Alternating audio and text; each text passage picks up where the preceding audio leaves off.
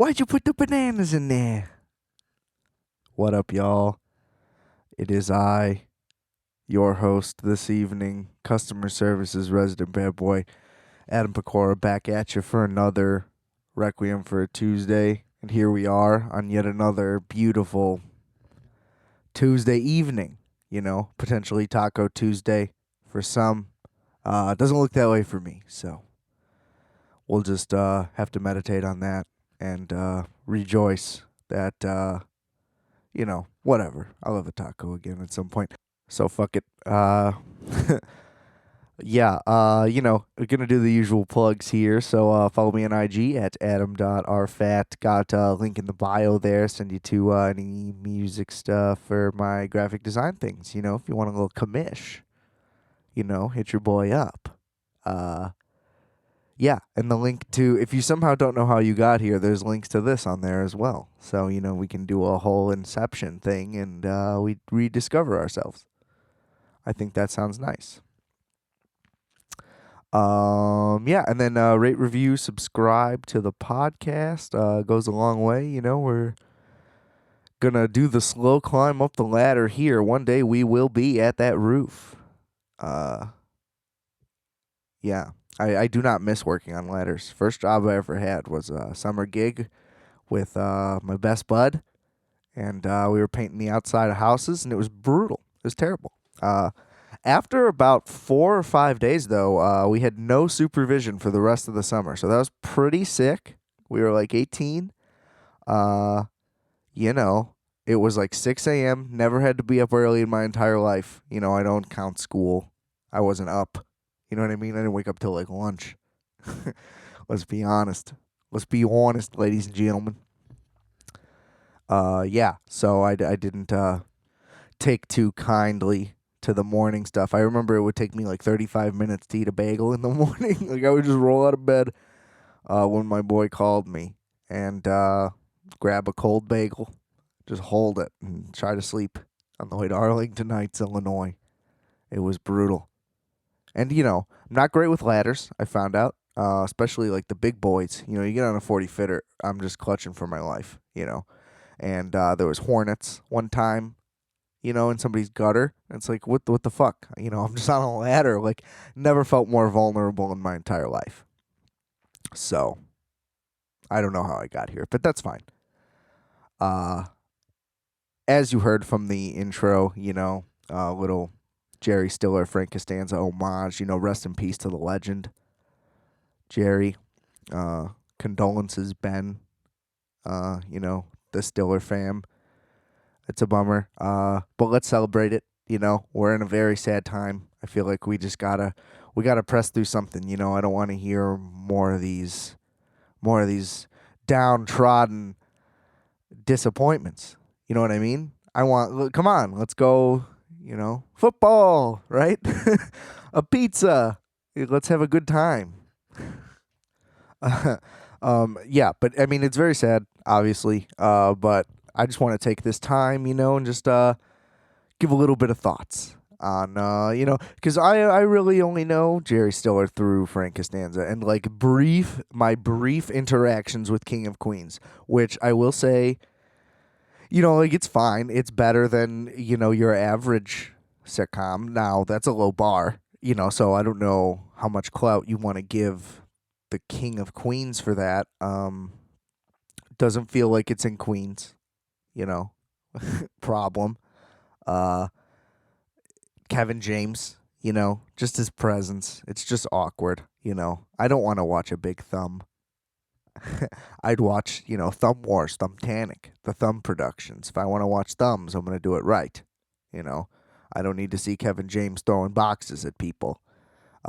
Having said that, it is, if I'm going to have to watch some Kevin James, it's probably going to be King of Queens because the supporting cast phenomenal. Leah, Scientology, Ramini, the pasta lady, and, Jerry Stiller, of course, doesn't need to be said. Patton Oswalt, pre-Ratatouille fame, the clout level, insane. Patton Oswalt is a legend for life.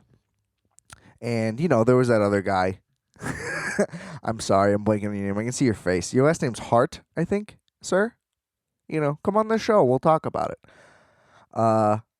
Yeah, solid supporting cast. It was fine. You know what I mean? Like, totally watchable show. I feel like Jerry Stiller's character was basically just Frank Costanza again. Didn't help. Like didn't help the integrity of the show, I guess, or that character. Didn't raise the profile of it because it was like, okay, you just did this, but also batting 1,000 because that's gonna work. That's an incredible move at the same time. So don't fault him for it. Judge him a little. You couldn't have tried. I don't know. Haven't watched enough of the show. Maybe he's completely different, but seems just like a quirky old man who yells to me, But that's pretty simple. Frank Costanza, obviously a very dense man. What with his work in Korea and such and all that army stuff, what a rich history that man has had. And, Festivus too, like his invention. I mean, honestly, just a remarkable man. And to have a son like George, I mean, to just keep that legacy intact, I think that's super impressive. Big thing, I don't know. I started watching that show when I was definitely too young to get it, but I was still entertained. I could just tell it was different, There's a big Seinfeld fanboy talking here right now, if you weren't already familiar, I'm talking top, 3? Just shows period all time. 3 is rough. I'm going to say 5 for sure, but it easily might be 1. I just haven't really thought it through. But I don't want to back myself into a corner here with 3. We're going to go 5. Okay. Comedies, top 3 is no question. I would say top 2. I would say top 2. We're not going to do this right now. Anyway. I don't know if this is like a real thing that I thought, or like if this was subconscious in my head, or if I just made this up through some logical timeline piecing or whatever. I feel like I always liked the Costanzas a lot because I got it. You know what I mean? I always felt like that was a real portrayal of a family. Realistic. Obviously, pretty extreme. They went to some levels, But I think that I never understood TV families that were all like fucking huggy and weird, because I don't know. It's just not how my shit was, I guess. But I still think that that's weird now. It just doesn't make sense. The super lovey-dovey shit. It's that's not entertaining anyway. But yeah, I feel like the other example of a dysfunctional family on TV was only Roseanne. I mean, obviously Married with Children, but that was strictly comedic. It wasn't really going for any realism. I hope, I guess. Whereas Roseanne was lauded for its portrayal real America. Fuck real America. Okay, real America is terrifying, and I don't want anything to do with it. You know what I mean? If you ever driven through just a part of a place, it is horrifying the way people are living, And it's wow, I am in a bubble I did not know I was in. I just had higher expectations for this place. They really, really hammer it home that it's great. And boy, the sights are sore, ladies and gentlemen. But yeah, I feel like I just resent the fact that Roseanne basically says, if you're poor and white trash, you're probably going to be like this. And I resent not the poor part, certainly have not ever had any amount of money that I would consider not poor at any time in my life, but the trash part. It's that you have to be scummy and dirty and getting fights on the lawn in it. You know what I mean? They just portrayed it as a trailery way, if that makes sense. And if you have a trailer and you're listening, I don't apologize. Get a house, bro. You should not be offended. You are exactly deserving of every criticism. If it's 100% a choice, then and you have the means to do other, but you choose not, then all the power to you.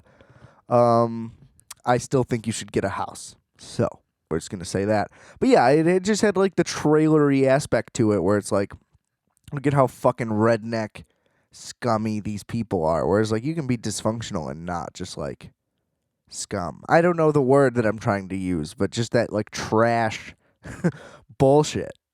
Uh, the Costanzas were just like, they were just fucking angry and screaming. They were just crazy. They were loud people. Some people are just loud. That can be a thing. Like, you don't have to be a hillbilly to also yell at your mother. And I just resent that was the portrayal. And it was like, this is what families are like. It's like, no. You know what I mean? Like, we clean the house. Like, you wash the dishes. It's not fucking gross and all that shit.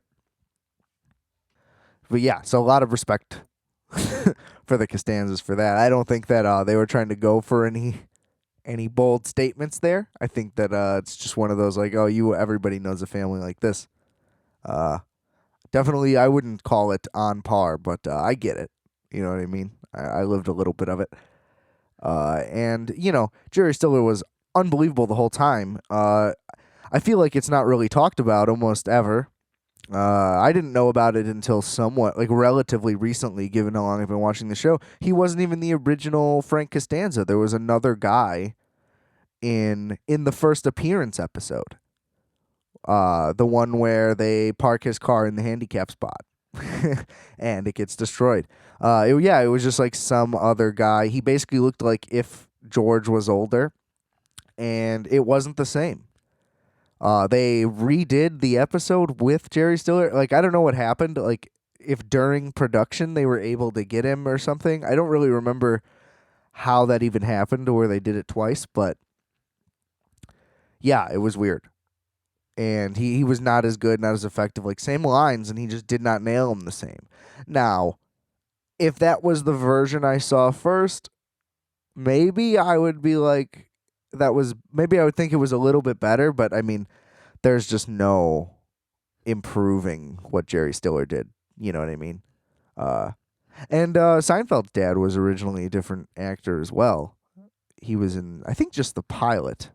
No, he had a couple appearances. He was in the dinner party one as well, I think. So yeah, strange choices. They definitely upgraded the dad both times for both characters. So I mean, bravo. Every little tweak that they made to that show was such an improvement. But yeah, so Frank Costanza. We're going to stay on topic here, at least for a little bit, because I could talk Seinfeld all day, obviously. I mean, Seinfeld had, 180 episodes? You would probably think Frank Costanza was in 85 episodes, maybe? Maybe that's even selling it short for some, for some reason. It seems like that might not be enough. It seems like he's around 50% of the time. A little less. Okay, I backtrack a little bit. It feels like he's there like 40% of the time. No. No. He's only in 29 episodes. Insanity. Like, to have that presence like that is unbelievable. The fact that, like, you can ride that supporting role so strong that, like, it feels like you're, like, so much more a part of it. Like, if you won, like, Best Supporting Actor, but you're in, like, 4 minutes, and you just, like, nail it and take charge, and so, like, everybody remembers it like you were in the whole movie, but turns out you weren't. And even when you rewatch it, it's like, damn, he was awesome, It just, like, never feels like a short amount of time. That was the ultimate thing. Like, every second he was on screen, it was magnetic and, like, memorable, and he has, like, a million quotables. You know what I mean? As does everybody in the show. Like, the entire script is a quotable, like, every episode, sure. But the delivery of Jerry Stiller is unparalleled. I mean, you want a piece of me? You got it! Like, come on. Everything is unbelievable. I could just quote him all day. It doesn't need to be done, frankly, because, you can go find him. But, I mean, rest in peace to the legend. In all of Del Boca Vista, there's not a better Costanza. That was not a good send off, and I apologize for the lackluster quote, but you get the sentiment. Was trying to keep it all within the fam. But rest in peace, Jerry Stiller. Tough loss, and I'm gonna go through some Frank Costanza episodes specifically, and we'll have some fun with the man's ear and such. Marching onward, because we got to keep things fun around here. You like that little Captain Kirk inflection there? That just slipped out. I just channeled William Shatner casually. That wasn't even a part of my repertoire, any type of planning. You can look at my notes. I don't have any notes. And you'll see that, total clean off the dome. Shatner. One day, we'll make it. Boom. Oh my God. Catch me in the 4th Star Trek reboot in 2036. I'm going to be Captain Kirk, and I'm going to nail it. I want to be in the meta Star Trek movie that's about filming the Star Trek movie. So I'm playing William Shatner playing Captain Kirk during the production. But it's like a fictional production, right? It's a movie. It's like the next movie we haven't seen or whatever. Or it's like the lost film, but they don't have the film. They have the film of filming the film. You get what I'm saying. You're basically watching the behind-the-scenes doc of the entire production while also getting to watch the real movie in spurts. Similar to Curb Your Enthusiasm Season 7. Greatest reunion of all time. Season 6? Ooh, fuck. Yeah, so that would be dope. Just came up with that right now. The meta Star Trek film where we get to see the original cast make a movie set in the 60s maybe. Maybe set it not anywhere near the motion picture. Let's set it in between the end of the original series and the beginning of the animated series. Let's say they tried to make a feature film right in there and it got lost. And then, so this would be a reenactment of a fake production of a movie that would have been amazing. So all of it is amazing at once. Boom. You're welcome. They just come to me. This is what I mean. Give me the think tank job. I can churn out fucking bangers, okay? Somebody write the script. Give me a production credit. We'll talk. That's kind of like, I think I might have said this already, but I really want Jim Carrey to play Gene Rayburn in a rated R, fast-paced, constant motion movie about match game. Totally fictional. I don't know the basis for any of this, but they're drinking, they're doing coke, one guy's passed out, blah blah blah, people are yelling, all this shit, and it's all during like the production of one episode or whatever, however you want to do it. But almost like Steve Jobs, the Sorkin one, the good one. Like, imagine if it's like, okay, we're backstage at this episode, but it's like that for the whole entire 90 minutes or however long it needs to be. I just think Jim Carrey nailed that role. I think everybody that was on that show was insane, and we would probably have to do like a fake show that's really similar, just to avoid copyrights and likeness and stuff, and like do characters that are composites and blah, blah, blah. But we can make it happen, just a crazy 70s game show party zone. And that show's perfect for it because everybody seems so fucked up the whole time. And I just think that would be an excellent film. So yeah, give me a call. Again, executive producer right here. If we want to get Paul Thomas Anderson, so so be it. That's fine. I have no gripes with that. He's the GOAT. Anyway, enough with the bits. Well, never enough with the bits. There's always going to be bits. And the part about those being great ideas, not a bit. Because, come on, I'm a fucking genius. Anyway. I'm just going to keep the Michael Jordan commentary going just because, I'm watching week to week, and it is just phenomenal. I think these were the best episodes yet. These were the real, like, behind-the-scenes episodes that they were, like, really, really teasing. That I was saying, like, felt kind of missing from the show. Like, where's the 1998 stuff? Or, like all that archive footage that they're talking about, like, that's never been seen before. It's like, where are these practices and whatever?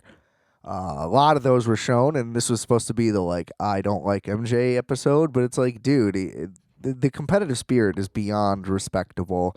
Was he like a dick? Sure, but I mean the results mattered the most. You know, it was a leadership thing. It wasn't just being an asshole. But I mean, when you're the best ever at something, it's going to be annoying when other people can't keep up with you. You know what I mean? And that's why he's always called his team a supporting cast. And also that was how basketball was back then. Like it was the star and his team. Whereas now you can't really say things like that, partially because you have 3-4 stars on a team. We don't gotta go into that. But yeah, and then like he was just talking about competition and just burst into tears with passion.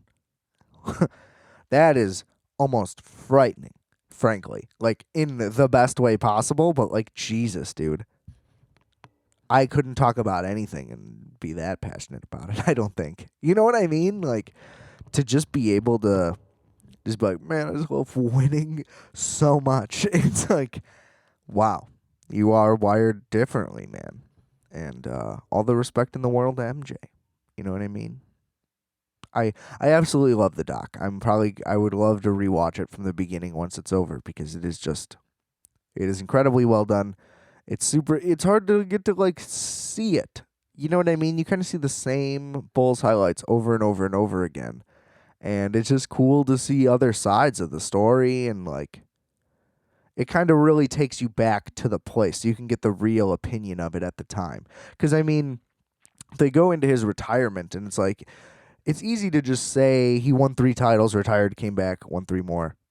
You know what I mean? But like that is insane. If LeBron retired like 6 years ago, you know, it would have been fucking crazy. Like when Andrew Luck announced he retired, I remember being like, holy shit, that's nuts. And that's Andrew Luck. You know what I mean? That's a top 10 guy, arguably. I was never a big fan personally.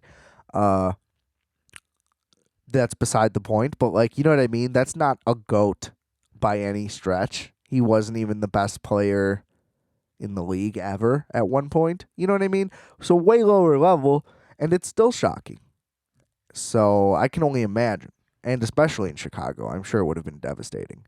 It's like, Jesus, this really has to happen. Like, we get one thing going for us, and he just fucking leaves. You know? That would be brutal. But and also the fact that I never thought about it like that either. Like the fact that he wasn't good at baseball. He went from being just an NBA player to like not even playing baseball. Not at all. You know, being the greatest basketball player ever. So there's an insane amount of pressure on your skill already. And just doing it. You know, he's like 30, 31 years old. And is just like, I'm going to be a pro baseball player now instead. It's like, you can't just make that transition. That's insane. So the fact that he did as well as he did is already a thing. I've said that before, though, too. Like, they said, like, had the lockout not happened the next year, he was on his way to getting called up.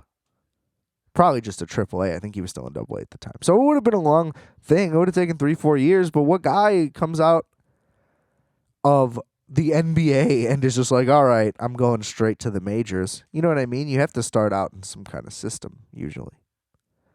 I don't know. Especially when you're not like a college player. It's just a whole nother thing. So I give him the pass on that. But all of that, yeah, I can like the baseball thing always sounds shocking anyway. Like ever since I was a kid, I was like, he quit to play baseball? It's fucking crazy. But even the specifics that I just mentioned like never came to mind really till I watched it on the doc. I don't know why. I just didn't think that in depth about it because I wasn't there. You know, I didn't think about the panic that would have caused. Retiring that early and at that much of a peak. And then to come back and do it again. Unbelievable.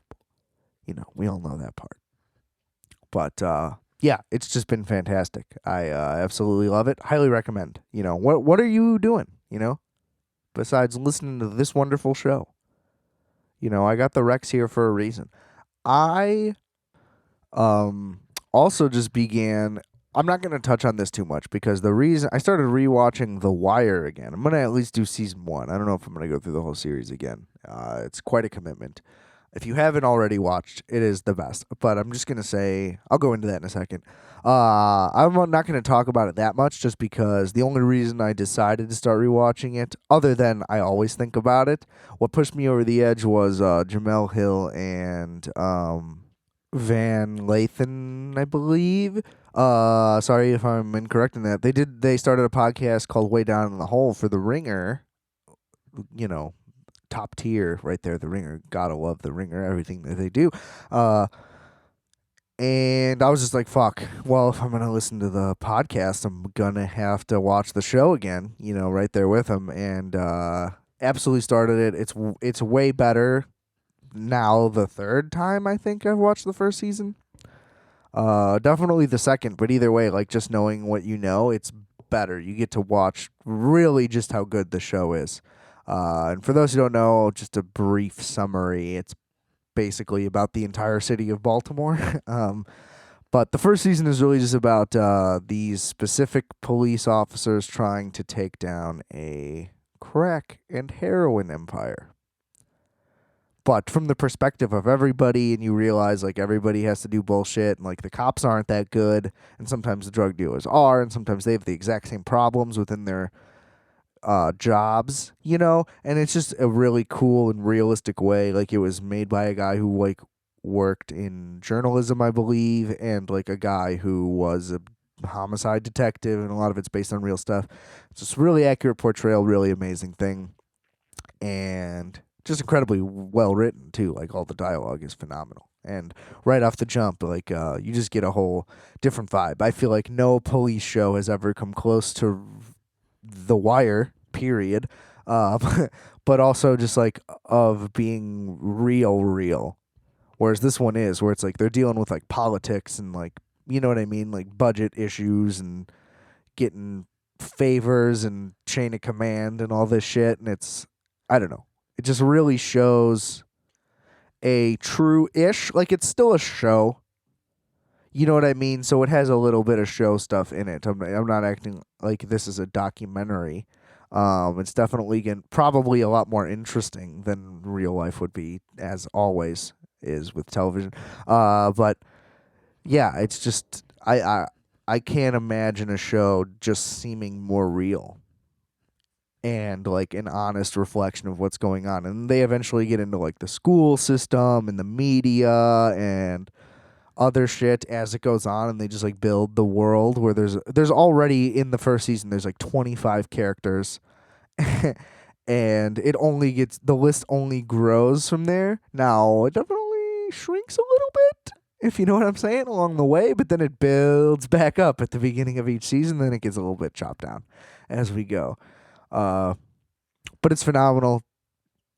Everybody please watch it. If there's any reason to do more on it, I shall. But again, like since I basically got the idea to watch it from a podcast, I'm not really going to try to steal that and do my own. Although it is a great idea. Speaking of which, like I was thinking about like, let's say great case scenario. You know what I mean? We start popping off, and by we I mean me. You know what I mean? The one man show. The only guy you need in town. Yeah, we start popping off, and then let's say I get the means, and I'm like, well, because my dream has always been, not dream, well, a dream. I'm a dreamer, ladies and gentlemen. I got the big ideas, as you know. I'm the idea man, so one of my many. It would just be awesome to like run a record label. That would just be super cool. To me, I think so. Now, that would be pretty difficult. And, just financially alone. A whole lot would go into that, blah, blah, blah. Okay. But an offshoot of that is what I'm getting at, would be like if I had a podcast network, right? Let's talk hypothetically here. You know what I mean? I don't got any grounds in motion here. I'm sitting in a chair on the floor in my bedroom right now. You know what I mean? I'm not delusional about nothing yet. We'll see. Let's see how long this quarantine keeps up. Maybe I'll think I'm a star by the end of it. Who knows? But yeah, I don't know. I would want to do like a lot of specific shows, I feel like. And it's like, you do like your 10 to 15 minute programs. They could be about whatever. I've talked about how I wanted to do like a microwave one where it's like the podcast is as long as it takes to cook and then eat and then review. So that could be like a 15-minute podcast. And then, whatever. You have your 30 minutes, your hours, your 2 hours, your 3 hours. And they're all varying categories. Maybe some are scripted. Maybe some are like radio serials, you know what I mean? Where there's like produced. We do like Foley and sound and all of that to it. We could do scripted, unscripted. We could do like characters, like I've talked about, like how I've always wanted, let's say like Troy and Abed to do a podcast in character. That could be cool. Or one out of character. We could have both versions of that, scripted or unscripted, and both versions of that. Whatever.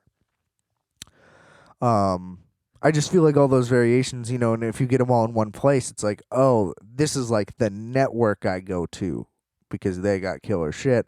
I think that obviously that's already in place, and it's not by any means like an original idea, but I think just having all of the same kind is a mistake, almost. I don't know. I'm sure that there's plenty of networks that do that already. That's just what I would like.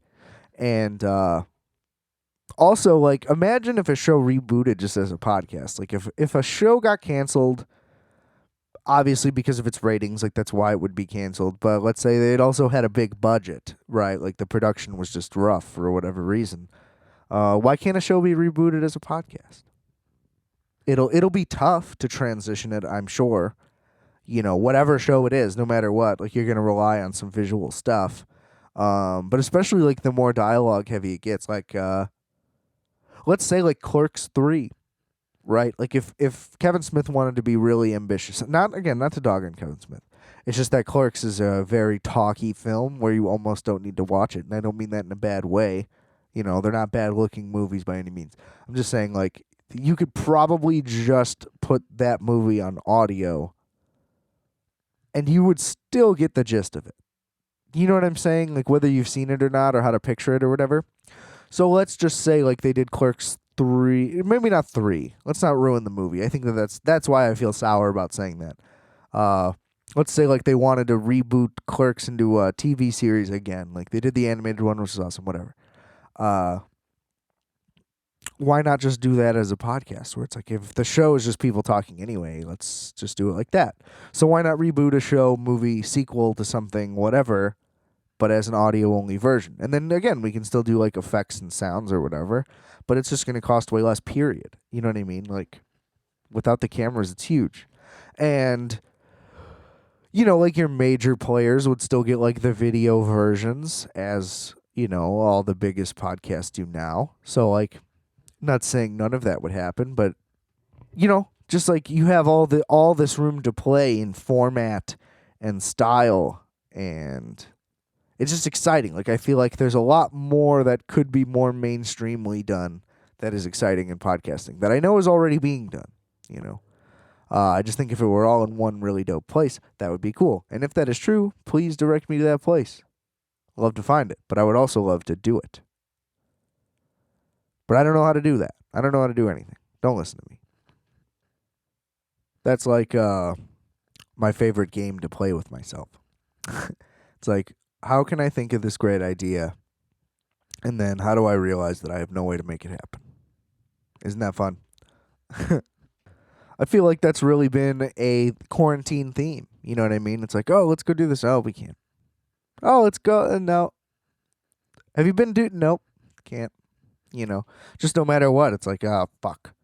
And some days, like, I started the quarantine by, like, doing a little EP I've talked about, but like making music. It's just like, once I do a project, I get like hyper focused in whatever the project may be. It doesn't have to be music specifically, but I get focused in and I just want to work on it. And it's just like all I want to do, and it's all I do, and I do it until it's done. Take breaks when I need to, whatever. And once I get that burst out, it's like I can't just force myself to try it again. You know what I mean? It's like I got to get back into that mode. And my issue is that I don't know how to channel it, right? So there's been like a couple days where I'm like, all right, let's jam today. But it's like I just like can't. If I don't feel it, it's just like nothing good's going to come out of it. And I feel like quarantine brings that funk, is what I'm getting at. I almost lost it. You might have heard me trail off, but I brought it back home. like Bobby Deerin. That new album I think is going to be great, by the way, the Bob Dylan album. Uh, and oh, see, now I did trail off. Where was I? Just kidding, bro. I'm on top of it. You don't listen. I think it's just natural to be kind of bummed out by this. You know what I mean? Like everybody's saying, like, "Hey, dude, like everybody's fucking sad.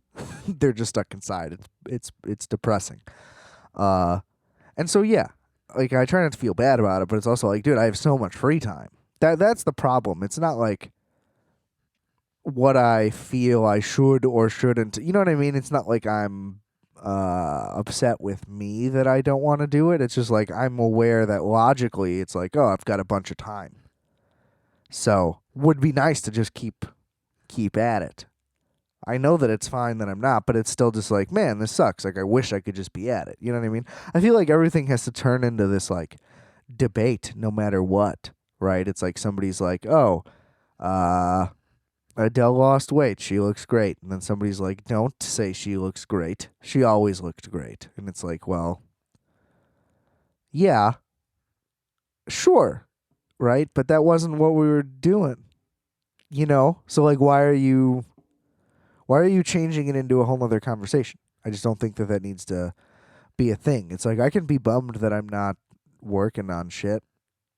It doesn't mean that like you have to tell me it's okay to not whatever. It's like I know. You know what I mean? Like I'm not an idiot. You don't need to tell me like because like the internet is a psychology major now. What is and isn't okay for me to feel. You know what I mean? Like I know. I'm not stupid. Well, that's an argument that we could have.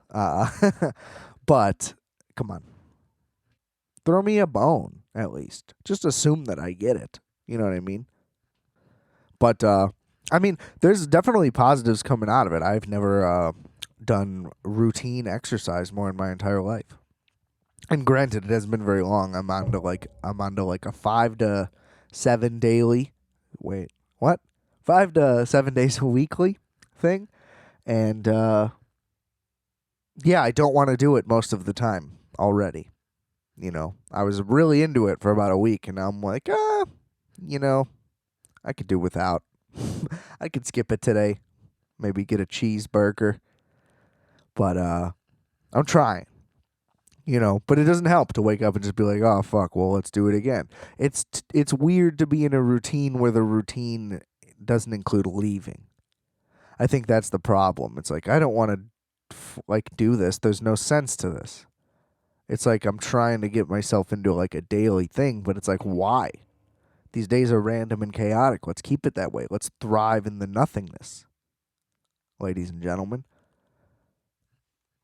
And, whatever else. Just kidding. But not really. But yeah. Yeah, and I'm really indecisive about what to watch. That's the most annoying thing ever. I'm always like that. I have an abundant collection of DVDs. I got like 3 streaming services. There's always YouTube, and I just cannot I cannot for the life of me pick something. And it's like when I finally think of a thing that I like, it's like, "Oh, that's not streaming on anything." And it's like, "Well, I guess I'm not going to watch anything." You know what I mean? It's like I always want to watch the one thing I can. It just destroys me every time. But I did order a copy of Good Burger, the classic from 96, 98. Ugh. I hate it's like numbers that look the same are the reason why I don't remember them. It's not that I don't know which year it is. Like I know it's one of those two, but those numbers with the curves and the whatnots, you've seen them, you know. They look the same sometimes. And yeah, I don't know, but I'm gonna do a full review on that. I know I've talked about it a little bit on one of these episodes at some point.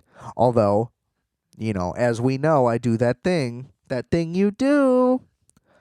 I don't know that song, that thing you do. I know that that's a thing you do, haha. But yeah, so I don't know why or where that came from, or if that was accurate. And I don't really care, frankly. As you can tell, I'm kind of losing it.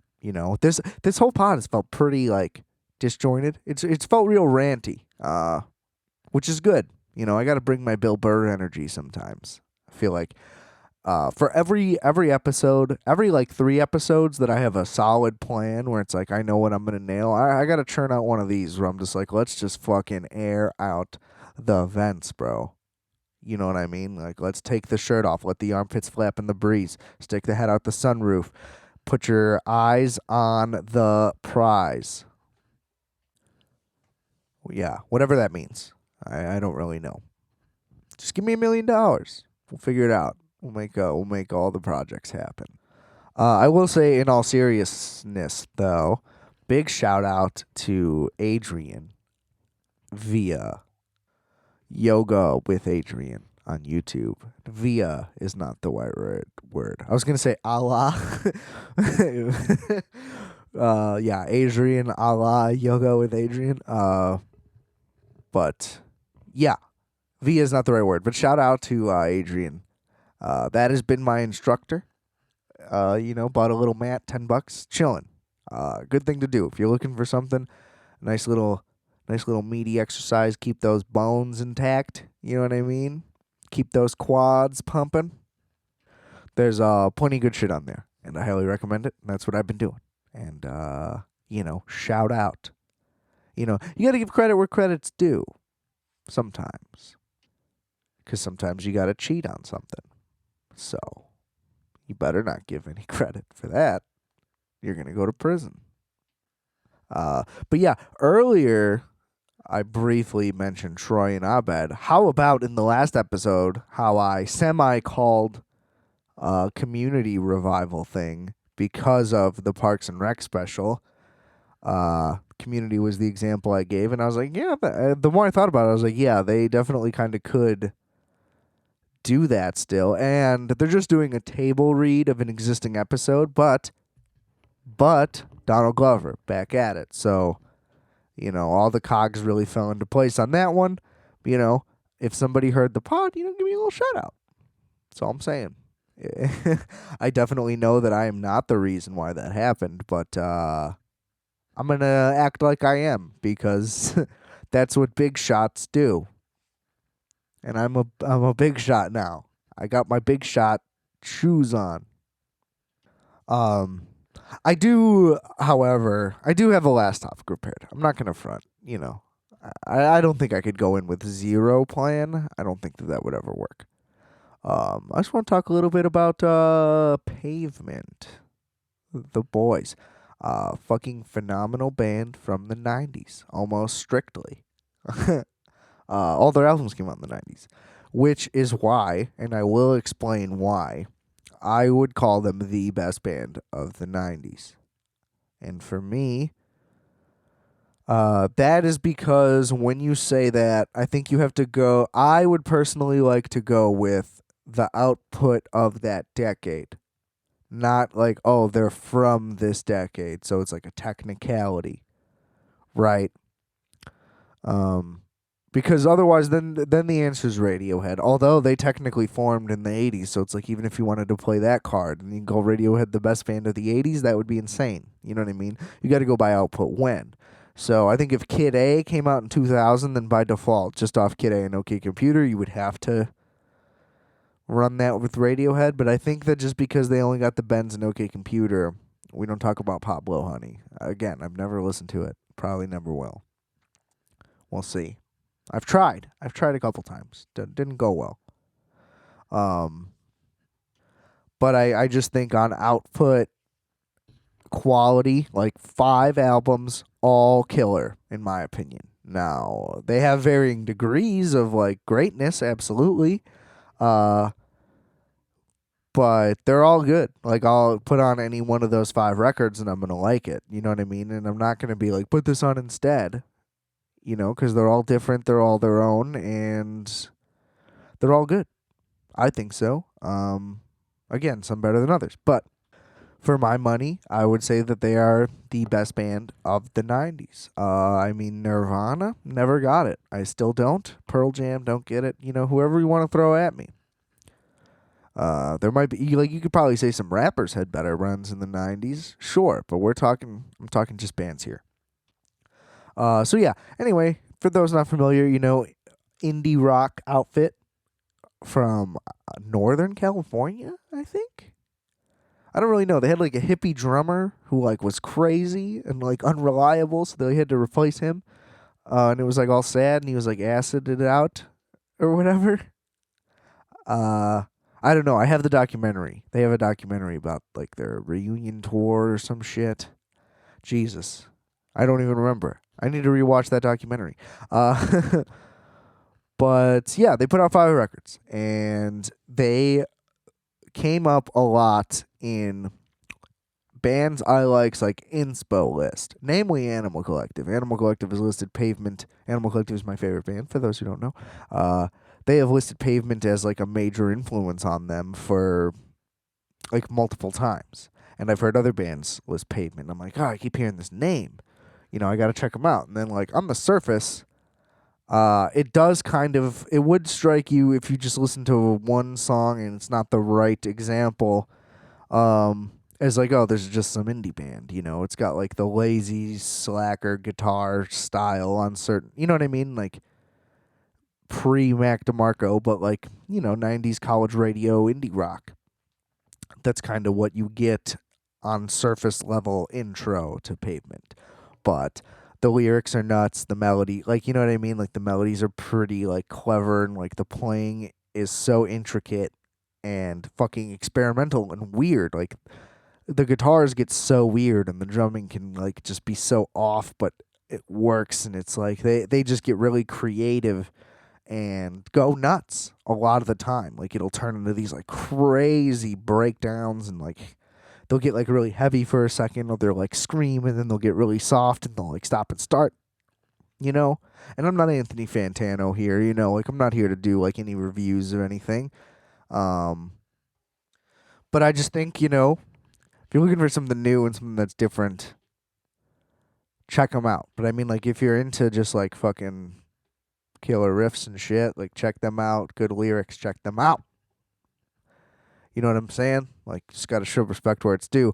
And it sucks because they were gonna do a rare reunion. I think they did one 10 years ago, and it had been 10 years since they broke up or something like that at that time. And they were only like booked for 2 shows, and it wasn't like anything I was going to be able to go to as far as I can remember. But it's like likely that those will be canceled, and it's like, what if that means that that's a permanent cancellation now? Because a lot of the guys in the band are doing other projects and stuff, and it's gonna fuck with a lot of cross timelines, and that's kind of what I fear. Like the jumble that's gonna happen in the venue industry. I kind of talked about it a little bit when I was chatting with Lenny recently. Was what's it gonna be like? Like if everything has to get rescheduled and pushed back, like who's gonna get cut? You know what I mean? Because at some point, some things are just gonna have to get dropped. Whether the individual venue has to do it, or somebody has to do it for their entire tour, because they already have another one or something like that. And it just sucks. It's scary for like the whole industry, because every venue's struggling right now anyway. Not that Pavement was going to be playing a venue. I'm pretty sure that it was festival style. But those are being canceled too. So, I mean, it's just like, at what point are we ever going to get back to this? Because, I mean, live shows they're literally called crowds. You know what I mean? Like, they require a lot of people to be close together. That's just how it works. And I think that it's going to be a very long time before everybody's comfortable doing that. I mean, who knows with legally? Because the country certainly doesn't seem to give a fuck, and they just want to open everything up. And hey, whatever. You know what I mean? Like, it's out of my hands. There's nothing I can do to stop that. But I guess write a letter to your congressman. They work for us. Yeah, I'm glad you still think that. That's fine. But even that's going to take already over a whole nother month to happen, just like guaranteed, just based on where we're at. So I mean, are there even going to be that many venues left? Like, it's just like only the financially strong will survive, and it just seems like everything is just going to be mega corporated out after this. It's like you can only see the expensive shit at the expensive place for a lot of money. And it's like it's going to be a struggle for any independent act. You know what I mean? And it's just like, obviously, this all spawned from me thinking about Pavement, who used to be one of these acts, and like missing out on their big reunion factor when they're only going to do a handful of things a year. Also a bummer, like Rage. Whereas like Rage is rescheduling, I think, because like, those guys aren't as active anymore, because Prophets of Rage was a fucking disaster. We don't need to really talk about that. Big mistake. And that's a way bigger draw. You know what I mean? Like, they were selling platinum records when they were out, and they've only grown and become more relevant as this country has buried itself head first in the dirt. So all of that makes sense, and I'm glad that they're still doing that. I probably won't be attending because it is ironically insanely expensive. That's the only thing I have against Rage. And they donate like all their shit, and I get it.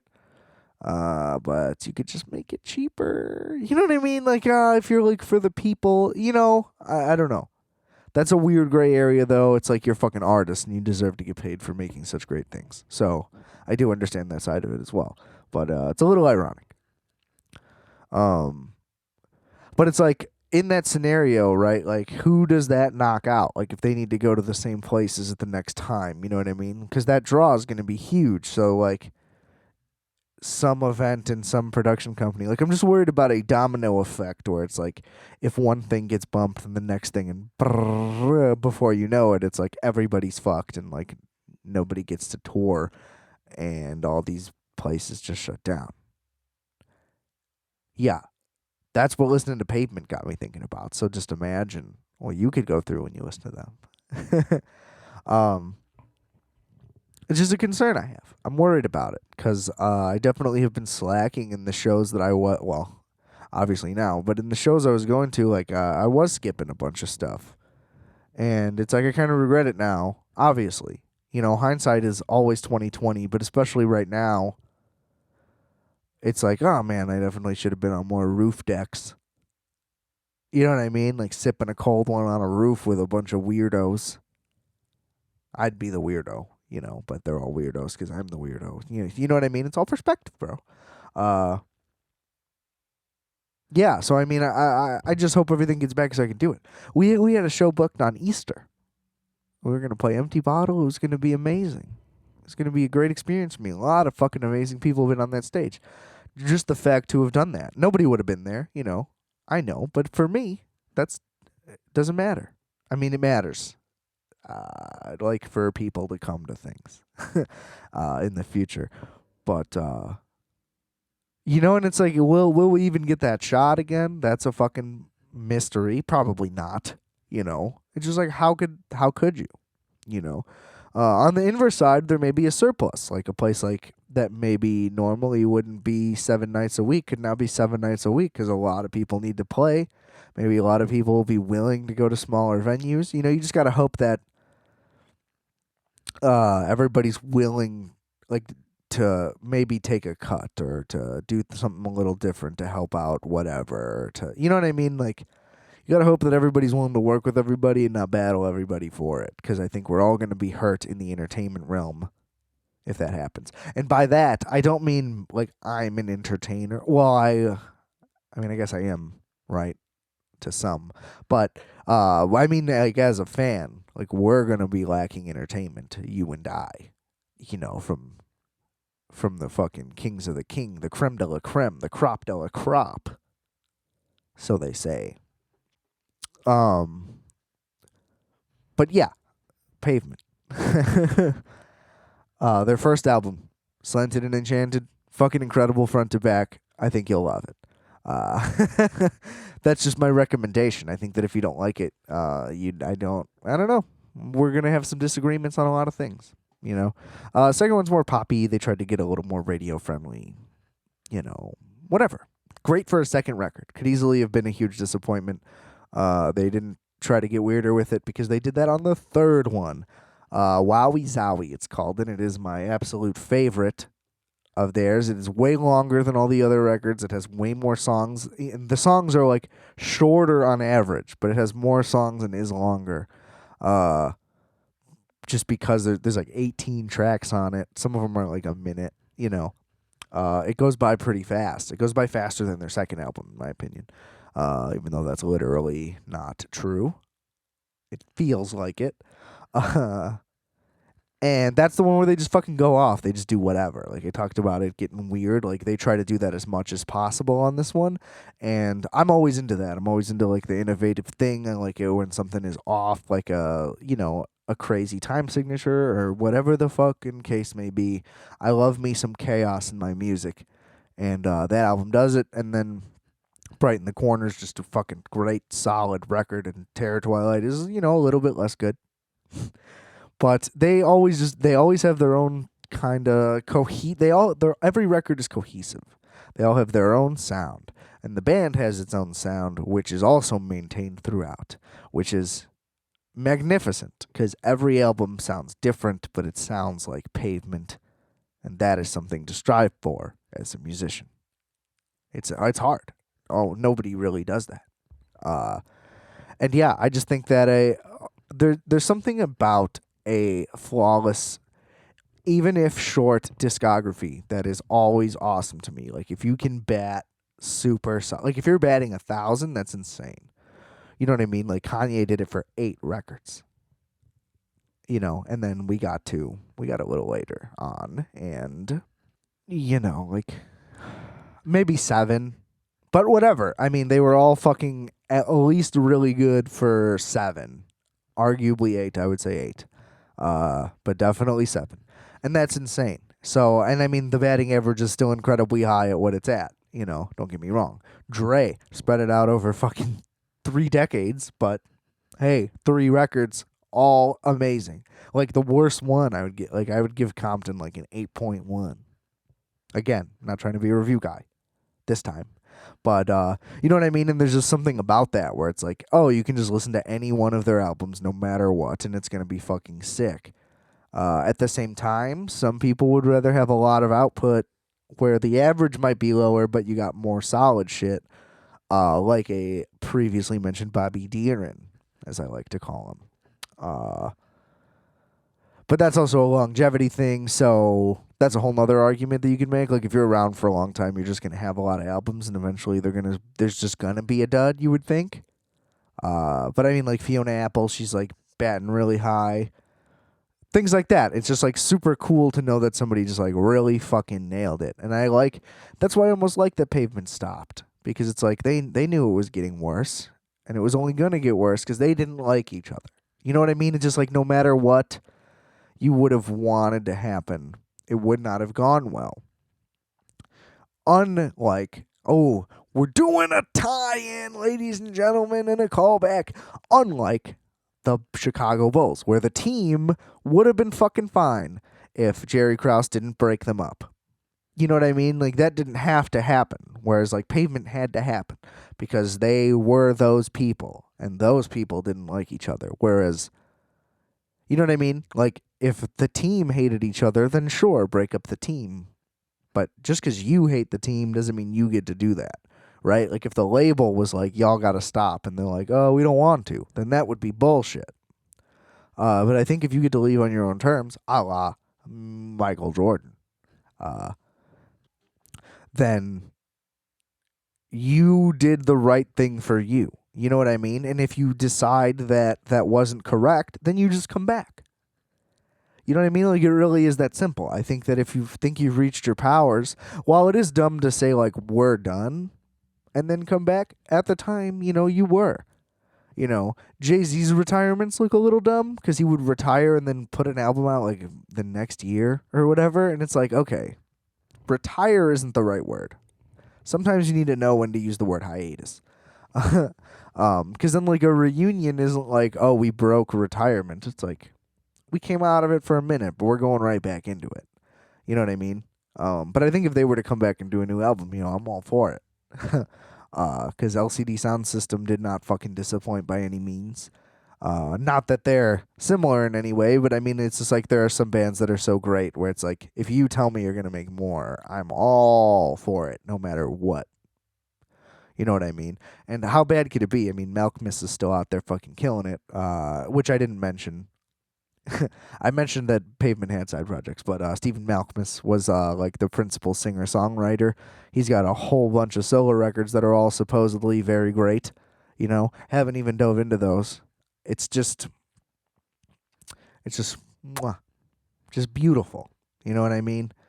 And yeah, I've just been trying to really re-listen to stuff that I know I like, but I maybe wouldn't have in my normal rotation. Which is kind of why I wanted to bring it up here. I just feel like now that we have the time where we're just kind of sitting around, it's like if you know you like an album, or maybe you didn't give one enough of a chance, or maybe you're trying to find something new, whatever the reasons are for whatever you're listening to. I just think now we have a chance to really listen and pay attention to things that maybe we didn't get to before. Like, I know there's plenty of albums that I've listened to for the first, second, third, whatever, however many times, where, maybe I was in the car talking to somebody, or maybe I had my headphones in, but I was on the train, and then I was on the bus, and then it was like loud, and then it wasn't, and I didn't get to really focus. Or maybe I was looking at my phone while I was doing it because I had to, do whatever. Where it's like now we have all this time to just sit and fucking sit. you know, uh, I think it's time to just go front to back, just zone in and just focus on it. And I think it's a more rewarding experience. Now everybody knows that with listening to music, but I just think now is the best time to be able to do it. So if you're looking for some shit to check out, I recommend them. That's my music rec of the week. We're not going to make that a regular segment because I don't think that went very well at all. So this was my unprepared pod of the of the month. I hope you still enjoyed it anyway. But I'm gonna fucking skedaddle before we get into a bigger fucking disaster here. So just remember that I are fat, you are fat, and we are fat. Calc you later, everybody. Peace out.